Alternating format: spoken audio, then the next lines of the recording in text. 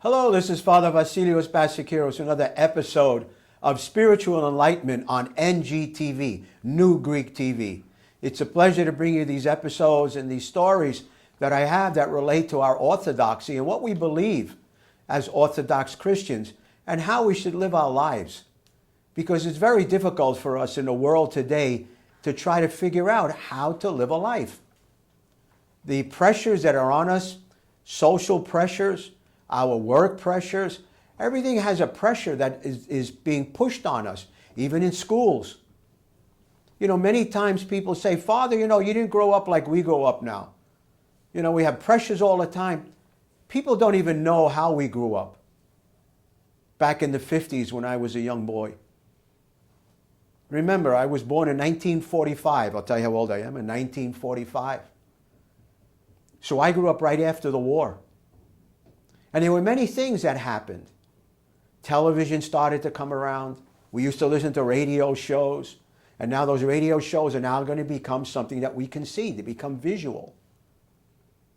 And we were enhanced by this visual. We no longer had to think like we used to when we listened to the radio. We could imagine anything. Everybody older that are like myself and those would remember how we used to listen to those shows, The Long Ranger, The Shadow, all these great stories. And then when TV came out, the imagination started to decrease because we couldn't put our imagination into it anymore. We're actually seeing what we think and what we believe we're seeing, which many times is false, as we know, even though we're seeing something. But we don't really know why, or what is trying to ingrain within us. One of the shows that was started out in the early years was called Punch and Judy. And Punch and Judy they were like we used to have in Greece, Karagiozis. We had the old Karagiozis with his one arm going up and down all the time. And he had skits, which were very nice, and kids used to love it. And there's a shadow theater. Well, this was now portrayed to us the same way. Punch and Judy. And they were two puppets. And every so often, Punch would get crazy and he would start punching Judy. And then he would stop and somebody would come along and break it up. During that period of time, what happened to us? After the show was over, we would punch each other. So the aggressiveness that was in that you saw, not that you heard. When you hear something, it's different, but when you see something, it's another dimension. So that other dimension is now adding to us, and we become violent because we saw these shows.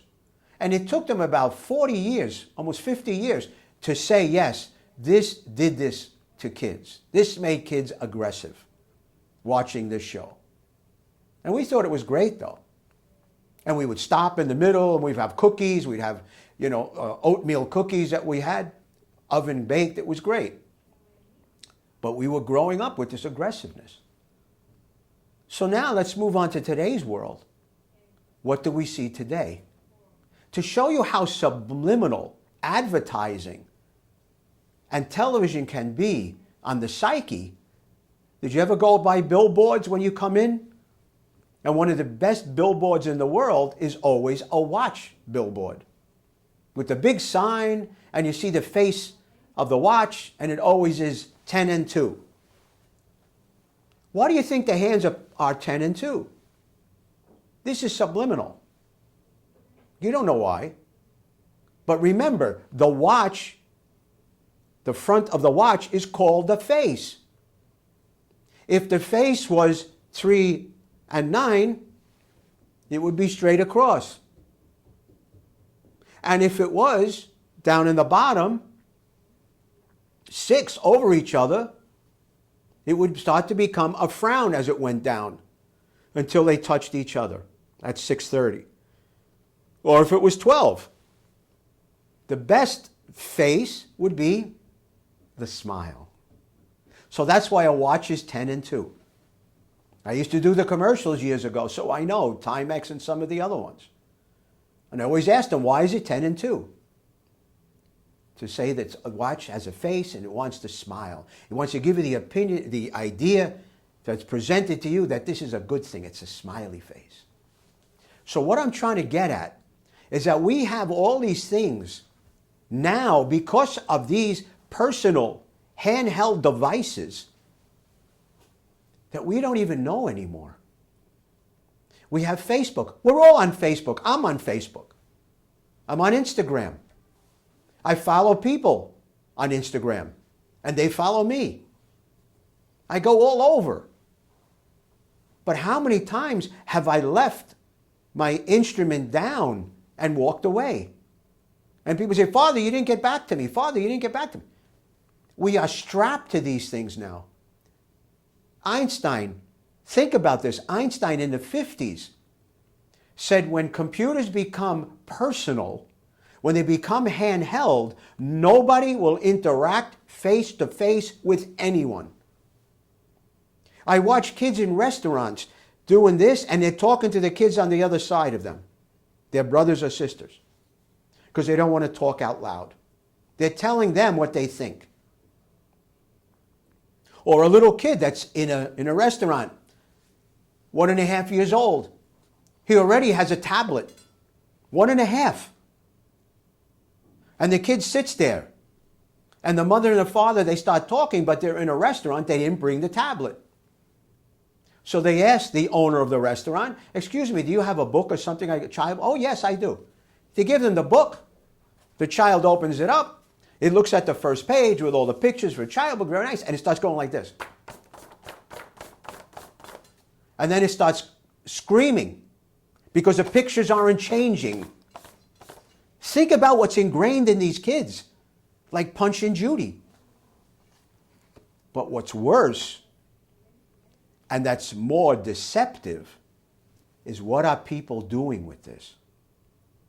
What are people doing with this type of media? What are they doing with it? Years ago, it was something good. I worked on computers in 1961. Think about that. 1961. I was 16, 15 years old when I was in high school. And it took up 2 rooms. And it had relays. 10 relays. On, off, on, off, on, off. 1, 2 latching relays. And I learned about binary numbers. 0 to 9. And how many combinations of on and off the relay can have. It's on or it's off. It's connecting or it's not. And that's what it used to do. And you heard a racket. It took you 5 minutes to figure out 1 and 1. 1 and 1. It had to go through the whole line. 1 and 1. We can figure out 1 and 1 is 2.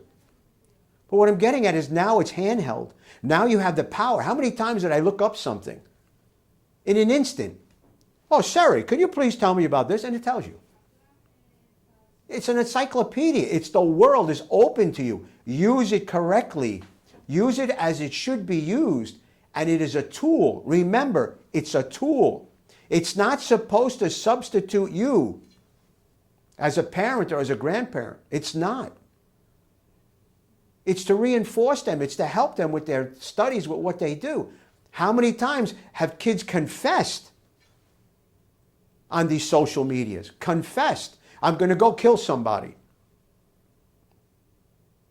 I mean, think about what they're doing. You have to take them away. You have to give them, say, no, it's a timeout. I'm taking it away and you're going to sit over there or read a book. We don't have any time span anymore. We don't have any patience anymore. Hypomone, it's gone. If you can't do this in 2 seconds or do 3 swipes, I don't want to read it anymore. We are dumbing down our children. They are dumbing them down. And parents are permitting it to happen. They are. And how many tantrums did kids go through? But what about what else it is? You have an affair, a sin, and they put it on social media. I mean, think about this. In schools, I hear it from people and teachers tell me. Kids go into the bathroom, they smoke marijuana, and they put it on Instagram. Or chat or whatever it's called. I mean, think about what they're doing. This is insane. This is real insanity. Ask them if they know anything about the Bible. They tell them, I don't know. I don't know. And what's worse is the schools are doing it to us too. The schools are doing it to us. They're taking away the understanding of what we knew years ago when I grew up. In school, in public school, we sang every Protestant song you could think of. We sang all Jewish songs. Religious songs. Dreidel, dreidel, dreidel, I made it out of clay. And when it's dry and ready, a dreidel I will play. Think about that. We sang songs that were inter-religious. And we never thought anything of it. We didn't think it was bad. We have no tolerance. These machines that we have no tolerance anymore. We will not speak to someone else what we believe. We do it on social media. And most of the time, that social media is horrible. It's horrible. I do a blog every week. I remember I did one blog against this, and I had 3 people. 3 people pulled off the blog, because I can see who pulls off the blog when they go off. Think about that. Over 300 people, and 4 people took off because they got offended. They got offended. And these are supposed to be Christians. We are so distorted now with this, how they destroy lives. Destroy lives. And not only the person's life, but other people around them. This is not good. I told you, this is really not good. We have to truly understand what we're doing. I know it's a tough thing to take something away because all your friends have it. How many times did my friends have stuff? And I said, Pop, my friends have them. I don't have them. I can't have. My father would say, no, Vasily, we don't have those things. We don't believe in those things. I don't want you to have those things. But you think you're missing out. You're missing out on society. You're missing out on being with someone in school, or not knowing this or not knowing that. Remember, God is our helper.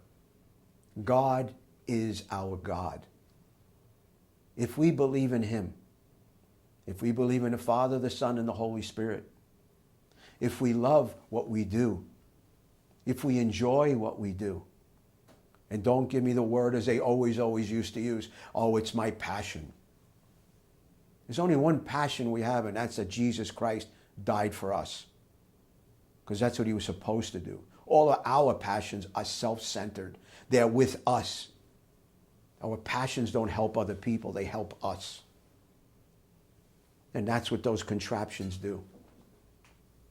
We have to realize that. If we can help people with them, if we can bring people to other people, if we can show them the goodness of the world through these electronic devices and through social media, it's a great thing.